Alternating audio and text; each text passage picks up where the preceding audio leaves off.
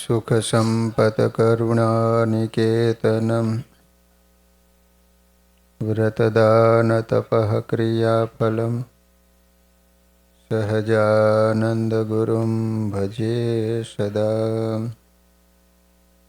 बोलो स्वामिनारायण भगवाननी, श्री हरिकृष्ण महाराजनी, श्री राधा कृष्ण देवनी, श्री नरनारायण देवनी, श्री लक्ष्मीनारायण देवनी। બધા જ હરિભક્તોને ઘણા ભાવથી જય સ્વામિનારાયણ। વાલા ભક્તજનો, આપણે સ્વામિનારાયણ મહાપ્રભુના દિવ્ય લીલા ચરિત્રો શ્રવણ કરી રહ્યા છીએ। શ્રી હરિ ગઢપુરમાં બિરાજે છે। ભાદરવો ઉતરો અને આસો બેઠો। વિજયાદશમીનો ઉત્સવ મહારાજે ધામધૂમથી ઉજવ્યો।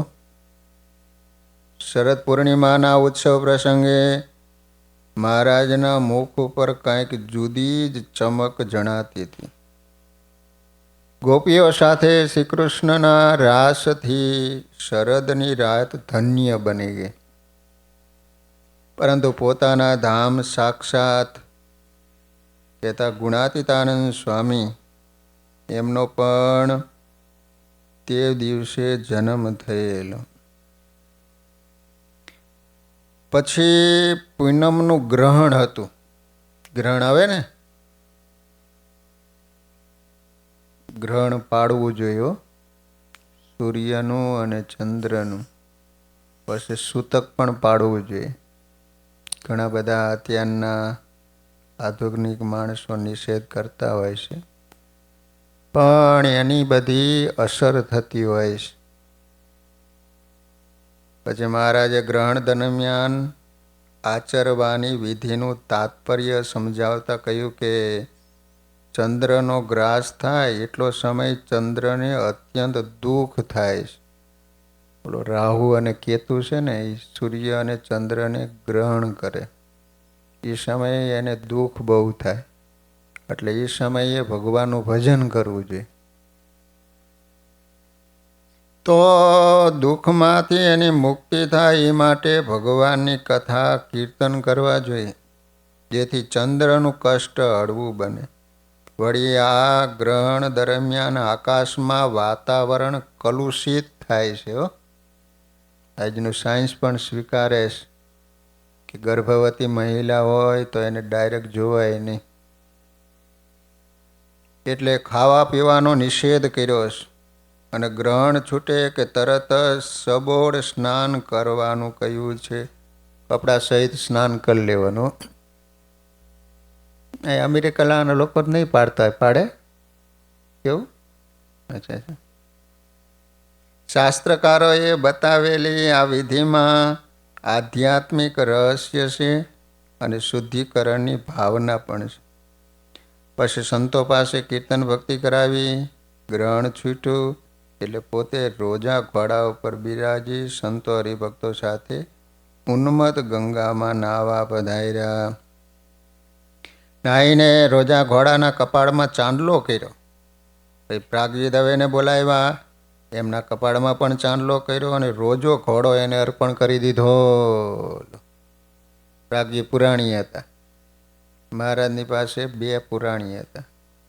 એક પ્રાગજી પુરાણી હતા, બહુ સારા કથાકાર હતા। આ જોઈ કાઠી હરિભક્તો એકદમ બોલી ઉઠ્યા, અરે મહારાજ, આવો કિંમતી ઘોડો એમ દાનમાં ન આપી દેવાય। અમને કહ્યું હોત ને તો દાન માટે અમે એક બે ટારડા લઈ આવત। ટારડા ઘોડામાં સમજે ને તમે, બેવાને હેઠો બેસી જાય। આ સાંભળી મહારાજ એસા એને કહ્યું, દાન આપવું હોય ને તો પોતાની વાલી વસ્તુ, કિંમતી વસ્તુ દાનમાં આપવી જોઈએ। એટલે એક ભાઈએ મંદિરમાં ઓલી હુડી આપી, કાપવાની હોય ને સોપારી, પણ એ હોળી એવી કે માખણ સિવાય કશું ન કાપે। બોલો,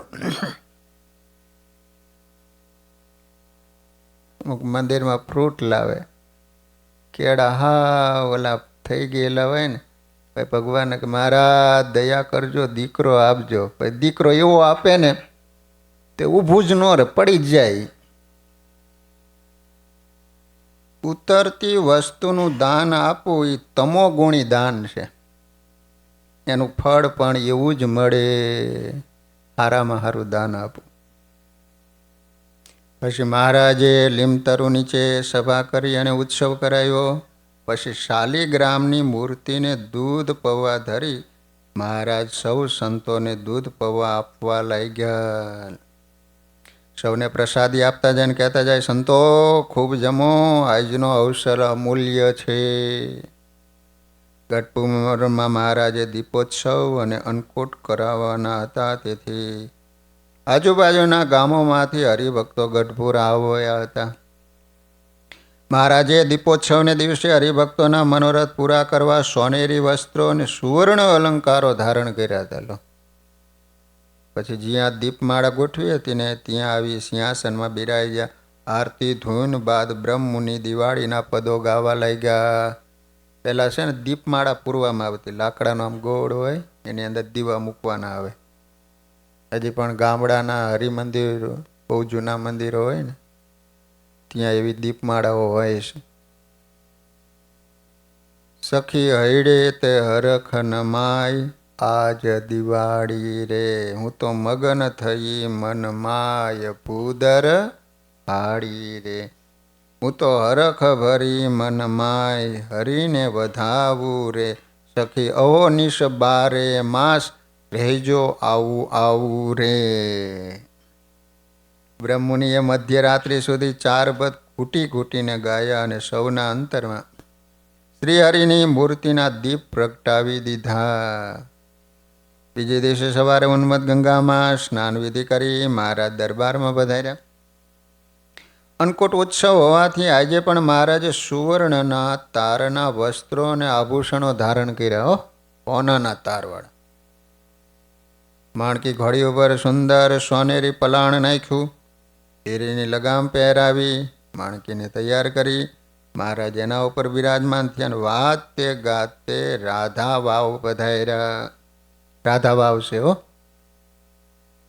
ત્યાં થોડી વાર સભા કરી પાછા દરબારમાં પધાર્યા. અન્નકૂટની સામગ્રી બધી તૈયાર હતી. વાસુદેવ નારાયણની મૂર્તિ સમક્ષ અન્નકૂટની તમામ સામગ્રીઓ વર્ણીએ અન્ય બ્રાહ્મણ હરિભક્તોએ કલાત્મક રીતે ગોઠવી દીધી. મહારાજ ગોઠવણી જોઈને પ્રસન્ન થયા.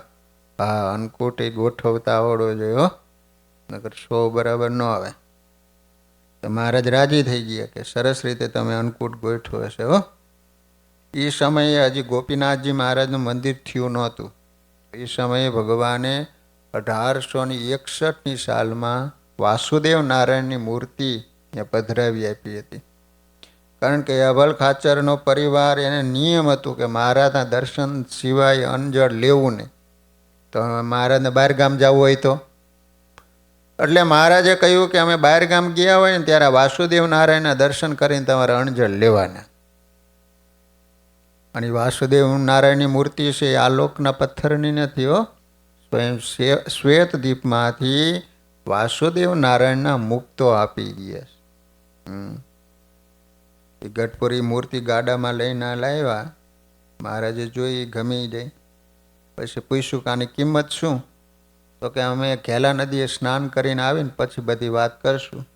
એ ગયા પછી દેખાણા જ નહીં. સંતોએ મહારાજને પૂછ્યું કે મહારાજ કેમ ઓલા ભાઈઓ પાછા ન આવ્યા? મહારાજ કહે છે કે સ્વયં શ્વેત દીપમાંથી વાસુદેવ નારાયણે મુક્તોને મૂર્તિ દેવા માટે મોકલ્યા હતા.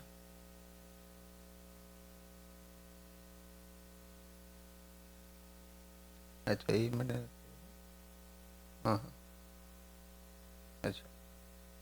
આવા ભાવથી ભગવાનને જમાડીએ ત્યારે ભગવાન મૂર્તિમાંથી પ્રત્યક્ષ થાય. મહારાજ બોલ્યા, પરંતુ અમારે માટે તો આ પ્રત્યક્ષ જ છો. પછી બ્રહ્મુનિએ કહ્યું, એ તો સાચું, પરંતુ પ્રત્યક્ષ ન હોય ત્યારે મૂર્તિમાં ભગવાન પ્રગટ છે એમ માની એ ભાવથી ભગવાનમાં જોડાવું. મહારાજે તરત કહ્યું. ત્યારબાદ મહારાજે આરતી ઉતારી. બ્રહ્મચારીએ પણ અક્ષરવરડીમાં મહારાજ માટે અન્નકૂટ ગોઠવ્યો હતો. મહારાજ જેમાં સૌ સંતો હરિભક્તોને પીરસવા પધાર્યા. તે દિવસે સાંજે સભા થઈ ત્યારે મહારાજે સભામાં જાહેર કર્યું કે દેવ દિવાળીનો ઉત્સવ અમે જેતલપુર કરીશું. દિવાળી પછી 15 દિવસે આવે ને દેવ દિવાળી માટે સૌ કાઠી હરિભક્તો તૈયાર થઈ જજો. જે સંતો આ ઉત્સવ પર ગઢપુર આવ્યા હતા એમને પણ મહારાજે કહ્યું તમે સૌ જેતલપુર આવજો અને જે ગામમાં જાઓ ત્યાં સૌને વાત કરજો. જેમને શ્રદ્ધા અને ખપ હોય ને જેતલપુર આવે. ત્યારબાદ વાસુદેવ નારાયણના મંદિરમાં આરતી કરી. ધોઈને બાદ ઝીણાભાઈ દરબારે મહારાજને કહ્યું મહારાજ સમયાનો જે ખર્ચ થશે ને તે હું આપીશ, પણ સમયો આપ અહીં કરો. એટલે મહારાજ એ પ્રમાણે પત્ર લખાયો. લક્ષ્મીરામ વિપ્રને પત્ર લઈ જેતલપુર જવા આજ્ઞા કરી.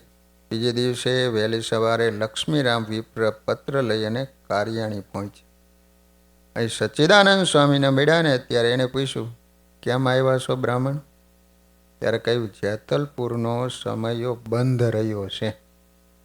મહારાજ કીધું ને એટલે ઝીણાભાઈ કે હું ખર્ચો આપી તમે અહીં ગઢપુરમાં જ કરો.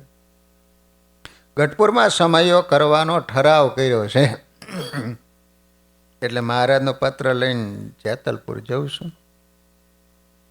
એટલે સચ્ચિદાનંદ સ્વામી હસતા હસતા કહ્યું અહીંનું બંધ રહ્યું છે, ઠરાવ કર્યો છે અને જેતલપુરનું નક્કી થયું માટે તમે જઈશો નહીં, અહીં રોકાવ. મહારાજ 1-2 દિવસમાં અહીં આવશે. લક્ષ્મીરામ વિપ્રને આ સાંભળીને આશ્ચર્ય થયું, પણ પાછા એ દ્વિધામાં પડી ગયા. મહારાજની આજ્ઞા પ્રમાણે જેતલપુર જવું કે સ્વામીના કયા પ્રમાણે અહીં રોકાવું? છેવટે એણે સમાધાન કર્યું કે સ્વામીમાં રહીને મહારાજ બોલ્યા છે માટે અહીં રોકાવું. વર્તે દિવસે મહારાજ કારિયાણી પધાર્યા. એટલે સ્વામી કીધું તેમ જ થયું. વિપ્રને કારિયાણીમાં જોઈ મહારાજે એને પૂછ્યું તમે જેતલપુર ગયા નથી? તેને હાથ જોડીને કહ્યું મહારાજ આ સચ્ચિદાનંદ સ્વામી કહ્યું કે જેતલપુરનું નક્કી થયું છે, ઠરાવ બદલાયો છે માટે અહીં રહો એટલે અહીં રહ્યો છું. સચ્ચિદાનંદ સ્વામી આ સાંભળીને મૂંઝાયા. એમને બીક લાગી કે મહારાજ કદાચ ઠપકો આપશે, પરંતુ મહારાજે હસતા હસતા કહ્યું સારું કર્યું. સચ્ચિદાનંદ સ્વામીએ ઐશ્વર્યનો ઉપયોગ સારા માટે કર્યો. મહારાજ કારતક સુદ 9મીને દિવસે કારિયાણીથી નીકળી કુંડળમાં અમરાપટગરના દરબારમાં પધાર્યા. ત્યાંથી જમીને મહારાજ નીકળ્યા. સાથે ગઢપુરના કાઠી હરિભક્તો હતા. અલૈયા ખાચર અને ભગુજી પણ હતા. કારિયાણી અને કુંડળથી કાઠી ભક્તોને સાથે લીધા. રોજકા પચ્છમ સરગમવાળા થઈ ભોગાવો નદી ઉતરી મહારાજ જવારજ તરફ ચાલ્યા. ત્યારે સુરા ખાચર પૂછ્યું મહારાજ આજે જમવાનું ક્યાં મળશે? સુરાના એક જ ચિંતા. મહારાજ એકવાર સુરા ખાચરને કીધું સુરા ખાચર તમને વધારે રાગ કયો ગમે? ભોપાલી ગમે, ભૈરવી ગમે, માલકોસ ગમે, દરબારી ગમે? કયો રાગ તમને બહુ ગમે? મહારાજ મને તો એ રાગ બહુ પસંદ કે સભા બેઠી હોય ને કોઈક એમ કહે કે હલો જમવાનો સમય થયો, હરે થયા, એ રાગ બહુ ગમે કે.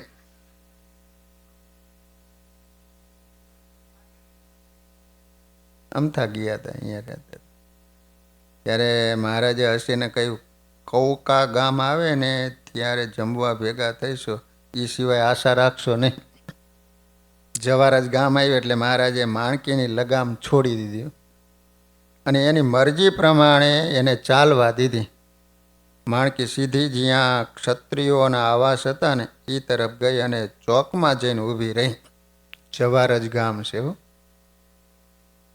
એ જ વખતે ઘઉંની વાવણી હોવાથી વડારણો ખેતરમાં ભાત લઈને જતી હતી. પુરુષો કોઈ ઘેર નહોતા. મહારાજી બાઈઓને કહ્યું તમે ભાત લઈને જાઓ છો પણ અમને 2 રોટલા આપો. ભાતમાં ખબર પડે ને પહેલાંના સમયમાં ખેતરે જાય એટલે બહેનો બાજરાના રોટલા હોય, ગયણામાં બાંધ્યા હોય, કપડામાં બાંધ્યા હોય, પછી એક ટિફિન, પછી એક બરણીમાં છાશ ફેરી હોય. એ વખતે તો શાકની તો ક્યારેક જ વ્યવસ્થા એવું હોય, મરચાં કે એવું કશું હોય બધું. એવું જ બધું હતું. તો મહારાજે બહેનોને કીધું, બહેનો અમને 2 રોટલા આપો. બોલો, ભગવાન બહેનોની પાસે માગે.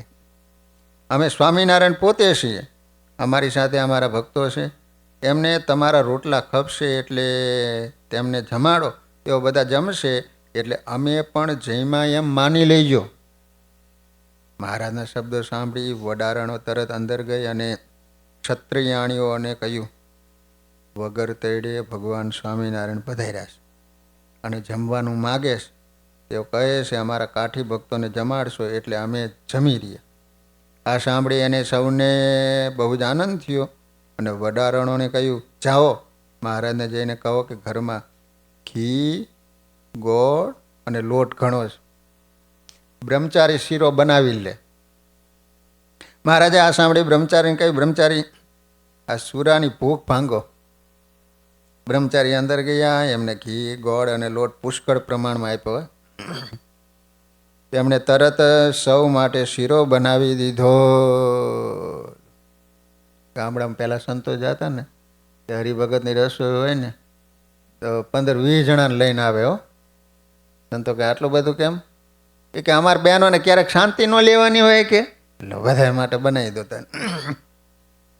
એમણે તરત જ સૌ માટે શીરો બનાવી દીધો. મહારાજ માણકી ઘોડી ઉપરથી ઉતરી ઓસરીમાં આવી બિરાજ્યા. કાઠી ભક્તો ઘોડીઓ બાંધી મહારાજની સન્મુખ બેઠા. થોડી વારમાં શીરો તૈયાર થઈ ગયો. મહારાજે હાથ પગ ધોયા. બ્રહ્મચારીએ મહારાજને શીરો પીરસ્યો. સૌ કાઠી ભક્તોનો શીરો અને રોટલી પીરસ્યા. સૌ સારી રીતે જમ્યા. શીરો રોટલી કેવી લાગે? પછી સુરા ખાચરે કહ્યું, મહારાજ અંતર તો અખંડ ટાઢું રહે છે પણ પેટમાં અગ્નિ પ્રગટ્યો હતો ને હવે ટાઢું થયું ખરું હો. મહારાજ હૈસા. પછી બાઈઓને કહ્યું, અમે જેતલપુર જઈએ છીએ તો ત્યાં દેવ દિવાળીના ઉત્સવ પર સૌ આવજો. એટલે પાછું ચેન્જ થયું. એટલે ઓલા સચ્ચિદાનંદ સ્વામી ઓલા ભગતને કીધું તમારે જેતલપુર નથી જવાનું. લો જવારથી નીકળી મહારાજ કૌકા થઈ સાબરમતી ઉતરી 10 કોશીની શોભા નિરખતા સંતો તથા કાઠી હરિભક્તો સાથે જેતલપુર પધાર્યા. 10 કોશી કહેવાય. અનેક પ્રકારના વાજિંત્ર લઈને હરિભક્તો સામા આવ્યા. શ્રી હરિને પૂરમાં પધરાવ્યા. મહારાજ પધાર્યા એ સમાચાર મળતા પૂરજનો મહારાજના દર્શને આવવા લાગ્યા. મહારાજે સૌને બોલાવ્યા. સૌના કુશળ પૂછ્યા. પછી ગામમાં એને માટે પાટીદાર હરિભગતના ઘરે ઉતારો રાખ્યો. પાટીદાર ત્યાં મહારાજ પધાર્યા. અહીં ચોક લીપાવી સ્વસ્થ કર્યો હતો. વચ્ચે લીમડાનું વૃક્ષ હતું અને ફરતી વેદિકા હતી. એ ઉપર મહારાજ માટે પલંગ બિછાયો હતો. મહારાજ પલંગ ઉપર બિરાજ્યા. મહારાજે થોડી વાતો કરી. પછી જમવાનું તૈયાર થયું હતું. તેથી ઉઠ્યા. જમીને મહારાજ ઉઠી ગયા. સાંજે મહારાજ તળાવ પાસે મહોલ પર આવ્યા. અહીં સંતોના ઉતારા હતા. કાઠીદાર ભક્તોને ગામમાં ઉતારા આપ્યા હતા. સૌ અહીં આવી ગયા હતા. મહારાજના દર્શન સૌને થયા. મહારાજે કહ્યું, વૃદ્ધ અને માંદા સંતો હોય એમની દિવ્ય ભાવ સહિત સેવા કરવી. જે સંતની સેવા કરે છે એ સંત જ છે. લો બીજે દિવસે અમદાવાદથી મુક્તાનંદ સ્વામી પધારે છે. એવા સમાચાર મળ્યા ને મહારાજ તરત પોતાની સાથે થોડા સંતો હરિભક્તોને લઈને મુક્તાનંદ સ્વામીનો સત્કાર કરવા પધાર્યા. કારણ કે મહારાજ એમને ગુરુ માનતા હતા. મુક્તાનંદ સ્વામી હામાં દેખાયા એટલે મહારાજ માણકી ઘોડી ઉપરથી ઉતરી ગયા જો અને સામે ચાલવા લાગ્યા. મુક્તાનંદ સ્વામી મહારાજને દંડવત કરવા લાગ્યા. એમની સાથે ગુણાતીતાનંદ સ્વામી, બીજા 30 સંતો હતા. પાર્ષદમાં મુખ્ય રવાજી હતા. બીજા 5 હતા. મહારાજ મુક્તાનંદ સ્વામી અને સાથેના સંતોને મળ્યા. પછી પશ્ચિમ દરવાજે થઈને વિશાળ ચોકમાં પધાર્યા. અહીં સભા કરી. મહારાજે મુક્તાનંદ સ્વામીને શ્રીનગરના એટલે કહેતા અમદાવાદના સત્સંગના સમાચાર પૂછ્યા. એમને ઝેર આપ્યાની પણ વાત પૂછી. મુક્તાનંદ સ્વામી અમદાવાદ ગયેલા. એ વખતે ત્યાંના દુર્જન લોકોએ વિચાર કર્યો કે આ સ્વામિનારાયણ સંપ્રદાય કૂદકે ને ભૂસકે વધી રહ્યો છે, એને પાછો કઈ રીતે પાડવો? તો એમ કરો કે એમનો પ્રચાર વધારે એમના સંતો કરે છે, અને એમાં મુખ્ય એક મુક્તાનંદ છે. તો સવારે હરિભક્તો સ્વામીની પૂજા કરવા માટે આવેલા. એમાં ઓલો દુર્જન હતો ને, એ ચંદન લઈને આવેલો, એની અંદર કાતિલ ઝેર ભેળવી દીધું. એમ કહેવાય છે કે એ ઝેર એવું હતું કે આમ જોવે ને તો આંખનું તેજ જતું રહેલું. તો બધાય પૂજા કરી, એમ એને પૂજા કરી, સ્વામીને કંઈ ખબર નહીં. અને પછી કહેવાય છે કે એને આમ અર્ચા કરીને સ્વામીના કપાળે, તો આંગળીની ચામડી એની ઉતરી ગઈ હતી. બોલો. પછી તો એવી બળતરા થઈ. એ તો સ્વામિનારાયણ ભગવાને એમની રક્ષા કરી. પછી મહારાજે કીધું કે સ્વામી, તમારા શરીરમાં હવે ગરમી રહે છે ને, એટલે તમારે કાયમને માટે ઓલી કાન ટોપી પહેરીને રાખવાની તમે. એટલે સ્વામી કાયમને માટે કાન ટોપી પહેરીને રાખતા હતા. તો અહીંયા મહારાજને વાત કરી મુક્તાનંદ સ્વામીએ કે મહારાજ, ત્યાં કોઈકે ઝેર આપ્યું હતું. પરંતુ સ્વામી કાંઈ બોલ્યા નહીં. મહારાજે એમના કપાળ તરફ જોયું. એમની સાથે બીજા હતા ને એને વાત કરી, સ્વામીએ વાત ન કરી હો. અમે સ્વામી કપાળ સામે જોયું, મુક્તાનંદ સ્વામીની સામે, અને મારે તરત હાથ ફેરવ્યો. હસીને બોલ્યા, ભેખ તો એવા જ હોય ને, આપણને ઘણી વીતી છે ને હજુ વીતશે પણ ખરી. દેવી અને આસુરી સંપત્તિનો સંઘર્ષ અનાદિકાળનો છે. મહારાજ કે આજકાલનું નથી, જ્યારથી આ સૃષ્ટિનું નિર્માણ થયું ને ત્યારથી દેવી આસુરીનું હાલ્યા જ કરે છે. તેઓ વિશેષ દ્રોહ કરે એમાં જ એનો સર્વનાશ છે. પછી મુક્તાનંદ સ્વામીએ કહ્યું કે મહારાજ, આપને એરણ સાહેબ યાદ કરે છે, ખાસ સંદેશો મોકલો છે કે જેતલપુરથી અમદાવાદ જરૂર મહારાજ પધારે. મંદિર માટે જોઈતી વધારાની જમીન પણ આપને એમના મારફત મળવા સંભવ છે. મહારાજ સાંભળી રહ્યા. થોડી વારે બોલ્યા, દેવી સંપત્તિના પુરુષો છે એટલે ધર્મને પોષણ મળે છે, એમનું આમંત્રણ છે, તેથી અમદાવાદ જવું પડશે. એટલામાં મુક્ત મુનિના પાર્ષદ રવાજીએ અમદાવાદથી છેલ્લા આવ્યા હતા, તેને મુક્ત મુનિની આજ્ઞાથી મહારાજને અર્પણ કર્યા. મહારાજે પૂછ્યું, આટલા બધા છેલ્લા ક્યાંથી લાવ્યા?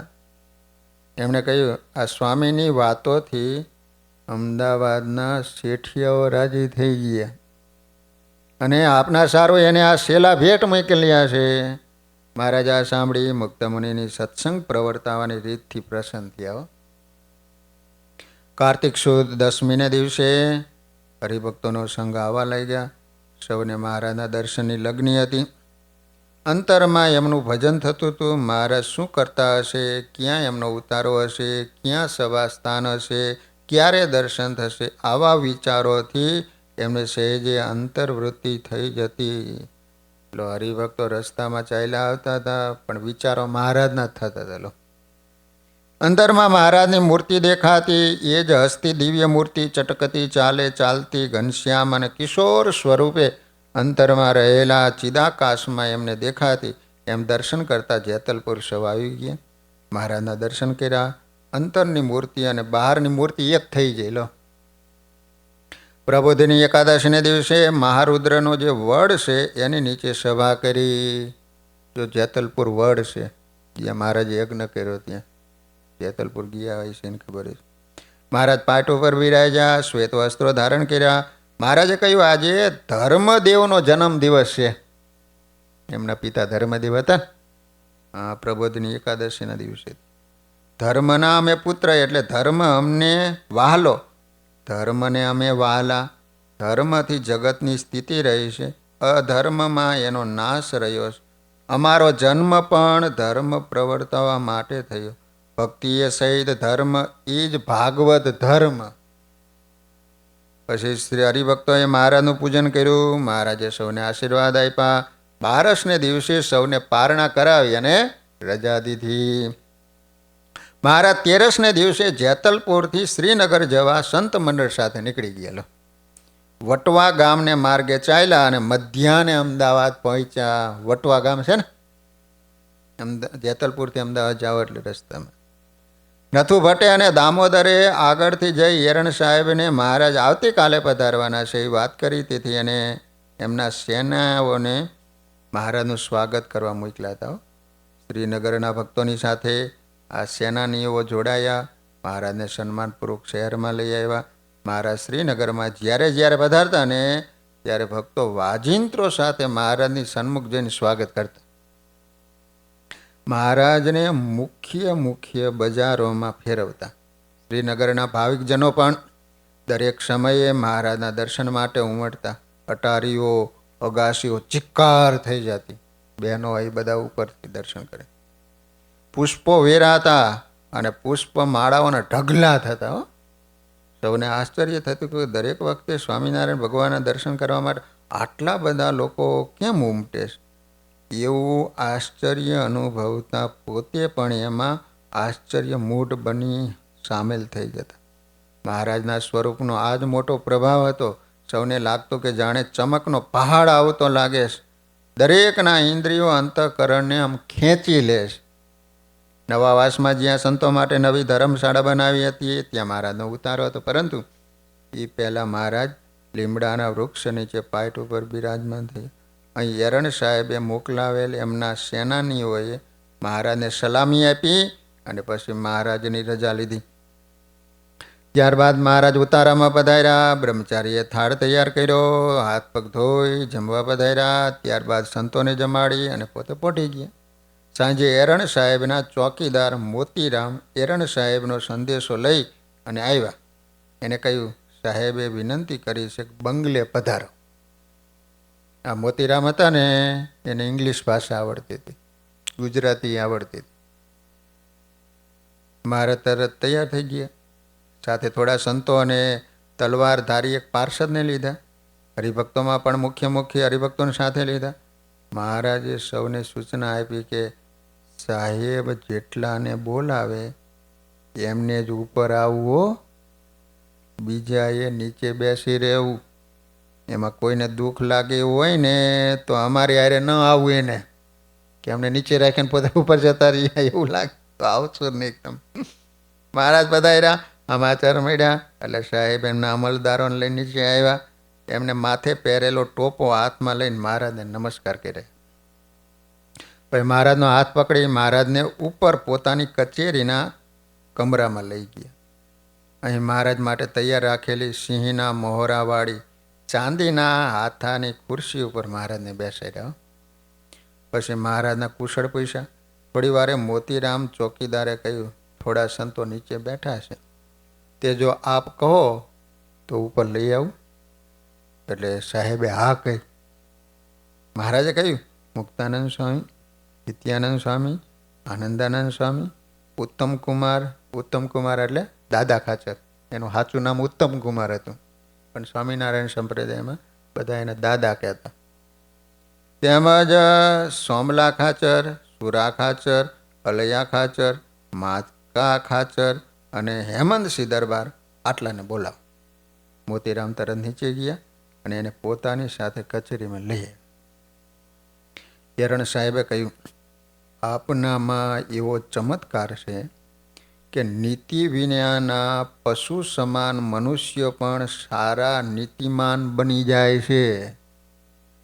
આપના પ્રતાપથી અને આપણા સંતોના વિચરણથી રાજ્યમાં શાંતિ સ્થપાઈ ગઈ છે. એટલે અમારા રાજ્ય કારભારનો બોજો હળવો થઈ ગયો. ચોરી, લૂંટ, ધાડ વગેરે બંધ થઈ ગયા. મહારાજે કહ્યું, નીતિમાન મનુષ્ય દ્વારા જ નીતિ પ્રવર્તે છે. શાસ્ત્રોની મર્યાદામાં જે રહે એ નીતિમાન કહેવાય. મહારાજ હિન્દીમાં બોલતા હતા, પરંતુ સાહેબ સમજી શકે એવું બોલતા હતા. એરણે પૂછ્યું, અમે હિન્દુસ્તાનમાં થોડા વર્ષોથી આવ્યા છીએ અને છતાં મોટા મોટા રાજાઓને મહાત કરી શક્યા અને અમારી આણ ફરકાવી શક્યા, એનું કારણ શું? મહારાજ આ પ્રશ્ન સાંભળીને હૈસાઈને કહ્યું, કારણમાં તમારી રાજ્ય નીતિ અને અમારા ભારતવાસીઓનો પોતાના ક્ષુલ્લક સ્વાર્થ માટેનો દેશદ્રોહ. કેટલી સરસ વાત કરી હે.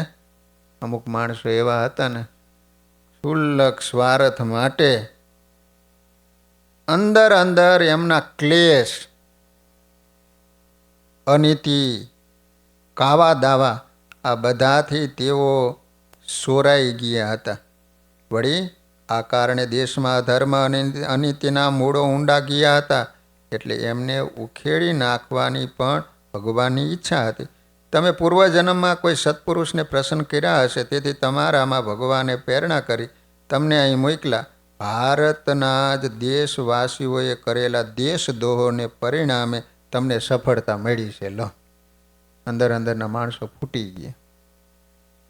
તમારો વિજય થયો અને ભારતમાં શાંતિ સ્થપાય. ભગવાનની પણ એવી ઈચ્છા હતી. સાહેબ મહારાજની સ્પષ્ટ વાતથી ખૂબ પ્રસન્ન થયા. ભગવાને જેવું હતું એવું કહી દીધું કે તમારો પગ અહીંયા પડ્યો હોય એનો વાંક અમારો જ. અરસપરસ એકબીજાના ઝઘડા. એમને લાગ્યું કે નીતિમાન પુરુષ સદા અભયને વરેલો જ હોય, એને કોઈની બીક ન હોય. એમ એ કોઈની શેહમાં દબાતા નથી. નકર સાહેબને કહી શકે કોઈ? આજે એક અંગ્રેજ અમલદારને સહેલાઈથી ભારતવાસીઓ મળી શકતા ન હતા. મોટા મોટા રાજવીઓ એની કદમબોસી કરતા હતા. શાહુકારો એમની પાસે ભેટ સોગાદોના ઢગલા કરતા ને. ત્યારે સ્વામિનારાયણ ભગવાન અંગ્રેજોની રાજ્યનીતિ જેમાં કુટિલતા પણ હોય એનો સ્પષ્ટ નિર્દેશ પોતાના વક્તવ્યમાં કરી રહ્યા હતા. એને લાગ્યું કે સ્વામિનારાયણ ખરેખર મહાન પુરુષ છે. પોતાને આશરે આવાલ્યાની ઉન્નતિ કરવાની તમન્ના છે. જે કાંઈ પોતાને મળે છે તે લોકોમાં વેચી દે છે. લોકોની ઉન્નતિ માટે જ કાર્ય કરી રહ્યા, છતાં દુષ્ટોને ડારે છે, તેના પરાભવમાં રાચે છે. આ બધું કેવળ અશાંતિ, હિંસા, અનીતિ અટકાવી શાંતિ, અહિંસા અને નીતિનું સ્થાપન કરવા માટે કરે. એરણ સાહેબના અંતરમાં આવા મહાનુભાવનું સ્વાગત કરતા ગૌરવ થયું.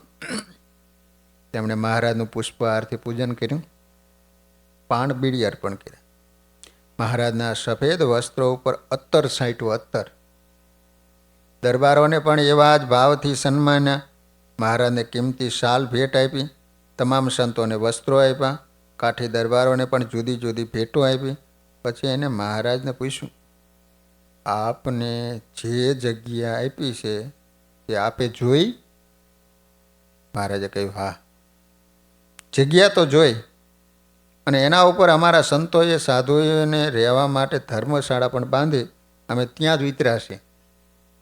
આ સાંભળી મિસ્ટર એરણ બહુ રાજી થયા. એને કહ્યું, હજુ વિશેષ જગ્યા જોઈતી હોય તો આજુબાજુ ઘણી જગ્યા પડી છે, એને માટે માગણી કરશો તો જરૂર આપને આપીશું. એમ કહીને એને કહ્યું, હવે મારે સુરત જવાનું થશે અને મારી જગ્યાએ મિસ્ટર ડનલોપ આવનાર છે. પહેલાં મળ્યા હતા એરણ સાહેબ, પછી ડનલોપ આવ્યા. તે પણ આપને પીછાણે છે, કહેતા ઓળખે છે તમને, છતાં હું એને ભલામણ કરતો જઈશ. એટલું કહીને ઉઠ્યા. મહારાજનો હાથ પકડ્યો, નીચે સુધી મૂકવા આવ્યા. મહારાજ માણકી ઘોડી ઉપર બિરાજ્યા. જેવી રીતે પોતે પધાર્યા હતા એવા દબદબાથી તેઓ પાછા ઉતારે પધાર્યા. સાહેબે એના સૈનિક, વાજિંત્રો વગેરે મોકલ્યા હતા. મહારાજનો આ પ્રભાવ અમદાવાદના લોલંગર બાવાના શિષ્યોથી સહન ન થઈ શક્યો. પરંતુ હવે એ બધા નિરુપાય થઈ ગયા હતા. હવે અંગ્રેજ આગળ થઈને ચાલે ને. અંગ્રેજ સાહેબો ઉપર સ્વામિનારાયણનું પ્રભુત્વ જબરું હતું. તેથી જો કંઈ ઉપદ્રવ કરે તો અંગ્રેજ સાહેબ એમને પકડીને જેલમાં પૂરી દે. એટલે ફક્ત શબ્દ બાણ સિવાય બીજા કોઈ શસ્ત્રનો તેઓ સ્વામિનારાયણ સામે ઉપયોગ કરી શક્યા નહીં. ફક્ત બોલે, વાતું કરે. ઉતારે આવીને મહારાજ તરત નીકળી ગયા. વટવાને રસ્તે થઈ જેતલપુર પાછા બધા. આ વખતે મોહલમાં ઉતારો કર્યો. કારતક સુદ પૂર્ણિમાનો ઉત્સવ, ભક્તિ માતાનો જન્મોત્સવ ત્યાં કર્યો. પ્રબોધનીનો ધર્મદેવનો જન્મ અને કારતક સુદ પૂર્ણિમાના દિવસે ભક્તિ માતાનો જન્મ. જેતલપુરથી નીકળી મહારાજ મહેમદાવાદ પધાર્યા. અમદાવાદ ને મહેમદાવાદ. હવે તો બધું એક જ થઈ ગયું છે ને. હવે તો બધું એક થઈ ગયું. હવે તો કેટલા બધા ગામ અમદાવાદમાં આવી ગયા, એટલો બધો વિસ્તાર થયો ને. અહીં મહારાજપુર બહાર ઉતરા, હરિભક્તો રસોઈની તજવીજમાં પડ્યા.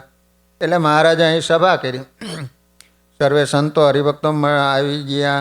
મહારાજે એમને સંબોધતા કહ્યું, જેટલો સમય મળે એટલામાં જ્ઞાન વાર્તા સાંભળી લેવી હો, જેથી મન બીજા સંકલ્પો કરે નહીં. આ સત્સંગ છે ને એ દિવ્ય છે, કારણ કે એમાં ભગવાનનો સાક્ષાત સંબંધ છે. માટે જેના અંતરમાં જેટલો સત્સંગ પ્રધાન હશે એટલું એનું મન શુદ્ધ થઈ જશે, અને એના સૂક્ષ્મ દેહના અને સ્થૂળ દેહના પાપ બળી જશે. ભગવાનના સ્વરૂપની નિષ્ઠાને પ્રતાપે આ સિદ્ધિ થાય છે. તે સંબંધ દ્રઢ રહે તો સત્સંગ કર્યો કહેવાય હો. બાકી સત્સંગને અર્થે અમે ઘણો ત્યાગ કર્યો, શીત ઉષ્ણ સહન કરીએ છીએ, વળી તમારું ભજન પણ કરીએ છીએ. એવા ભાવો કદાચ અંતરમાં હોય તો એ કાઢી નાખવા. ત્યાગની વાતમાં તો આગળ મોટા રાજવીઓ હતા, જેમના અંગ કોમળ હતા, જેમની તહેનાતમાં ઘણા અનુચરો રહેતા હતા. તેમણે ભગવાનની પ્રાપ્તિ માટે જે ત્યાગ્યું છે એ સહન કર્યું છે ને, એવું આપણે હજુ કર્યું નથી.